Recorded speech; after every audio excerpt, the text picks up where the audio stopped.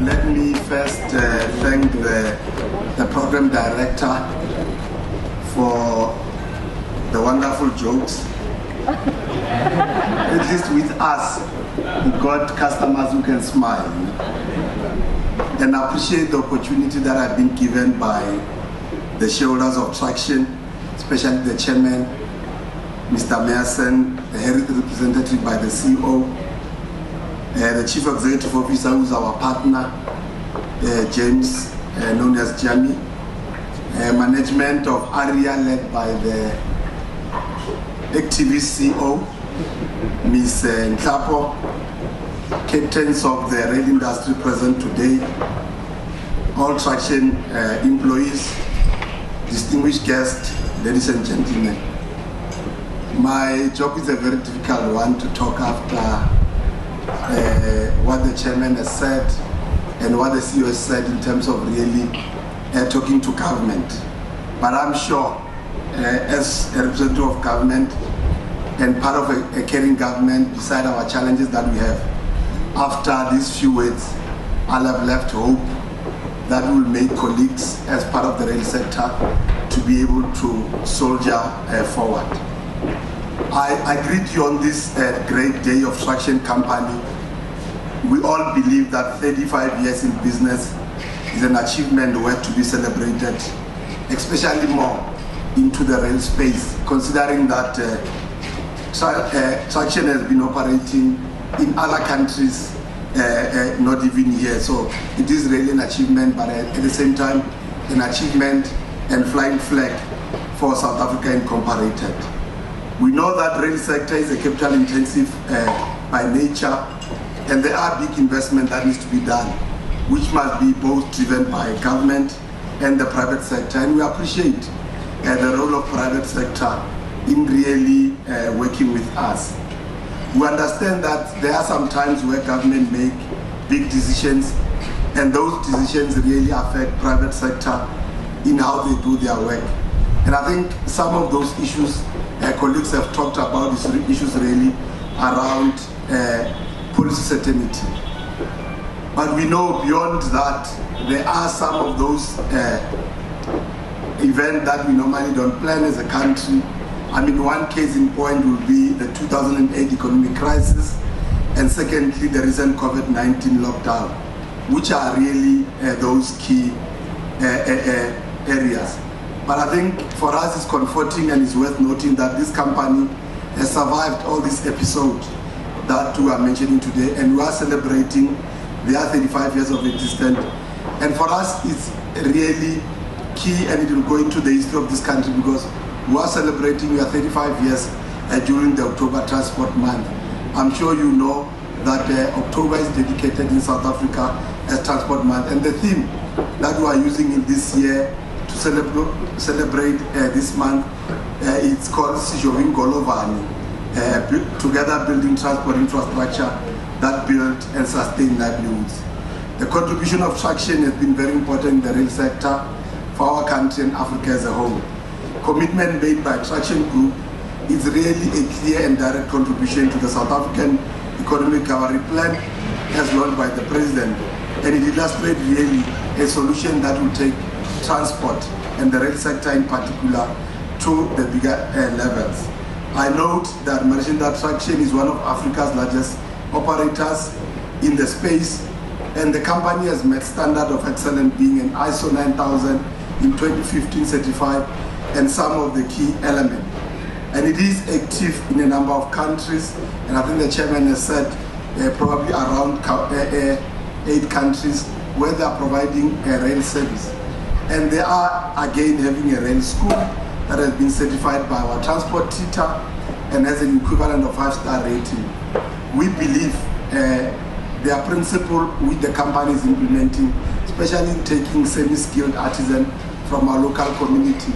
In our engagement when we did the tour of the factory, we were told it's a 3-year program, and over each and every year they're able to take at least up to 6 community members to come and really benefit. And for us, because as government, we've made pronouncement on the white paper on national rail policy, which is the first ever rail policy in the country over the 100 years of existence of railways. we see that as a direct contribution towards the policy thrust that we have pronounced on, in terms of making sure that we build the skills in terms of rail in the country that has been diminished over the time in terms of the challenges that we have faced. I'm happy to pronounce to those who are not aware that in March this year, Cabinet has approved this white paper on national rail policy for implementation. And I think the key element is really a response to what the chairman has said and Harith has said in terms of really opening the rail network to private sector investment. And in our launch as the country, we have really received pledges from the private sector. Traxtion was one of those that were invited and they were able to speak. The banks made their conditions. We know private sector money comes with conditions, but we believe that those conditions that have been put is really conditions that will be able to take what we called South Africa Incorporated forward. And the CEO of Traxtion was part of this historic movement of the country. I'm sure in the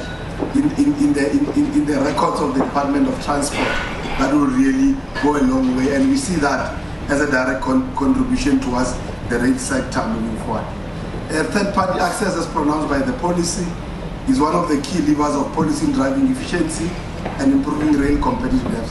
And we believe that opening the space for rail operators such as Traxtion and others is a good step in the right direction. And our citizens as a country should have options when transporting their freight in the country. And that must apply in both sectors, whether it's really a freight or passenger.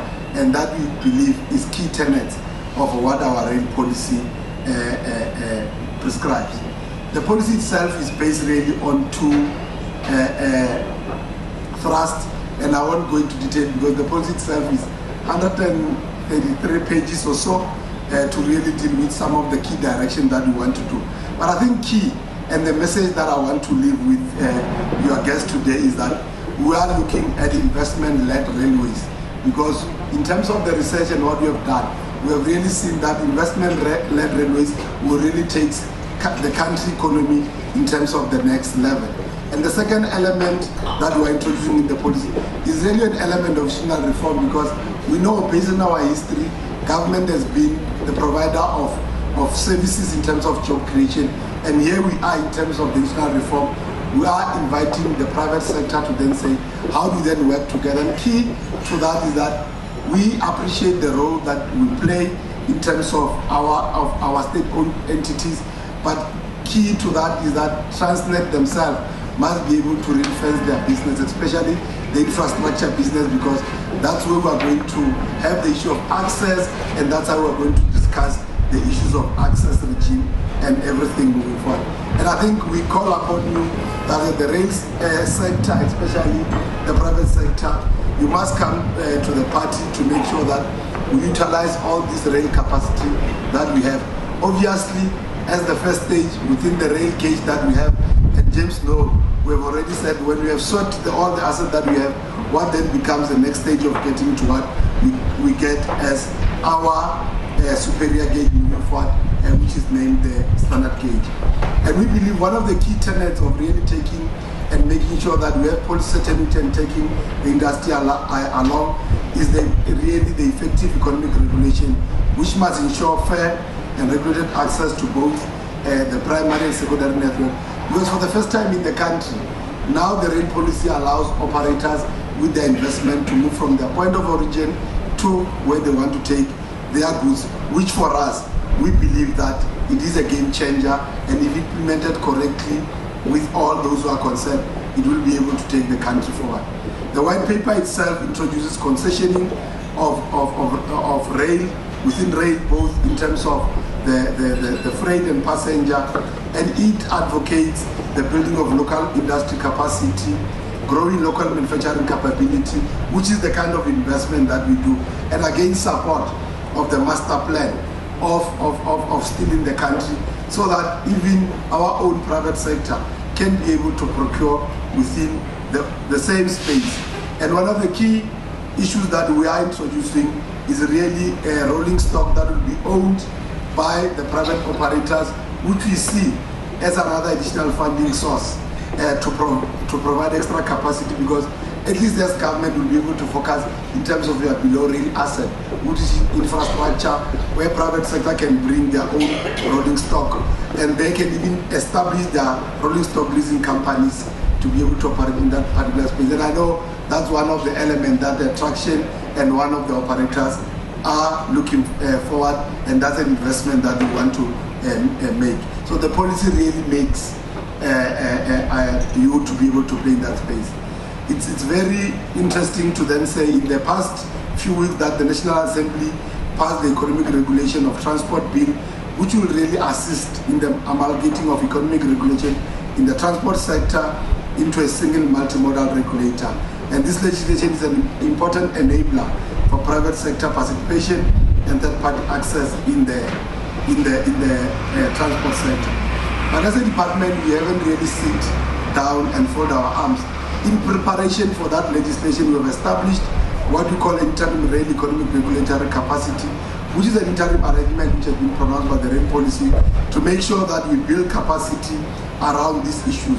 And one of a few things that the IREC will be dealing with, they'll play an crucial role in the pilot projects such as the net cost lot sales that has been advertised by Transnet Freight Rail, developing appropriate economic regulation frameworks to deal with the issue of procedures of how do we access the rail network, determining the scope of regulation, and obviously building a nucleus of skills and capacity around economic regulation, because it's a new area which really we have not dealt with in the rail sector.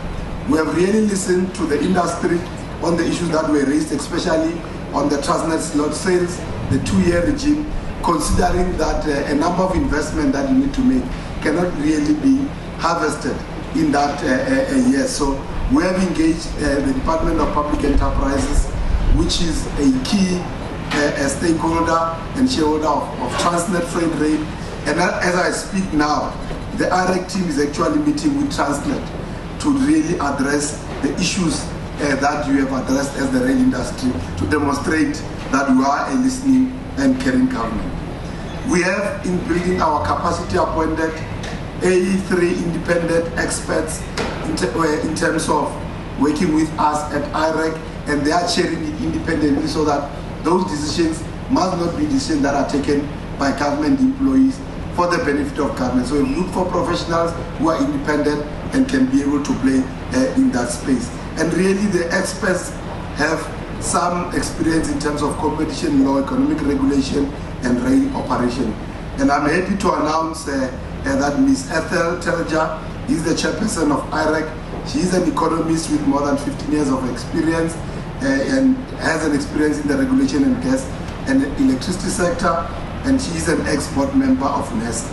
And as part of the implementation of the projects of the rail policy, the department is in the process of finalizing the private sector participation framework so that we are able to then guide the relationship between both government and the state entities in terms of leveling the playing field and moving forward.